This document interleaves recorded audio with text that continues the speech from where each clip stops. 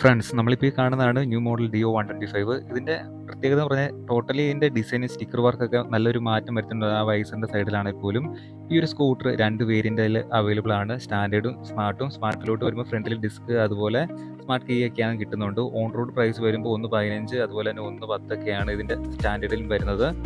മുമ്പത്തെ ഡിയോനെ അപേക്ഷിച്ച് നോക്കുമ്പോൾ പുതിയ ഡിയോയിൽ വരുന്ന മാറ്റം എന്ന് പറഞ്ഞാൽ അതിൻ്റെ സീറ്റിൻ്റെ സൈഡിൽ നോക്കിയാൽ തന്നെ നമുക്ക് മനസ്സിലാവും. അത്യാവശ്യം വീതിയുള്ള സീറ്റാണ്. അതുകൊണ്ട് തന്നെ ലോങ് ഒക്കെ യാത്ര പോകുമ്പോൾ അത്യാവശ്യം നല്ലൊരു കംഫർട്ട് അനുഭവപ്പെടുന്നുണ്ട്.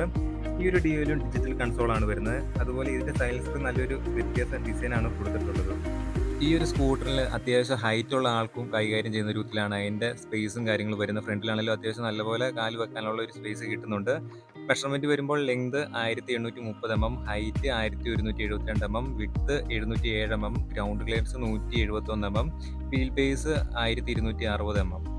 ന്യൂ മോഡൽ ഡിയോ 6 കളറിൽ അവൈലബിൾ ആണ്. ബോഡി ക്വാളിറ്റി വരുമ്പോൾ 500 ഫ്യൂൽ ടാങ്ക് കപ്പാസിറ്റി വരുമ്പോൾ 5.3 ലിറ്ററും. മൈലേജ് കമ്പനി പറയുന്നത് 60-55 ഇടയിൽ ലഭിക്കുന്നുണ്ട്. ഡിയോ അത്യാവശ്യം ട്രെൻഡിംഗ് ആയി നിൽക്കുന്ന ഒരു സ്കൂട്ടറാണ്. ബോയ്സ് ആണെങ്കിലും ഗേൾസ് ആണെങ്കിലും പുതിയ സ്കൂട്ടർ എടുക്കണമെങ്കിൽ ഇതും കൂടി ഒന്ന് പരിഗണിക്കുക. പിന്നെ എൻ്റെ ചാനലിലോട്ട് പുതിയതായിട്ട് വന്നവരുണ്ടെങ്കിൽ ചാനൽ ഒന്ന് സബ്സ്ക്രൈബ് ചെയ്തിടുക. അടുത്തൊരു വീഡിയോയിൽ വീണ്ടും കാണാം.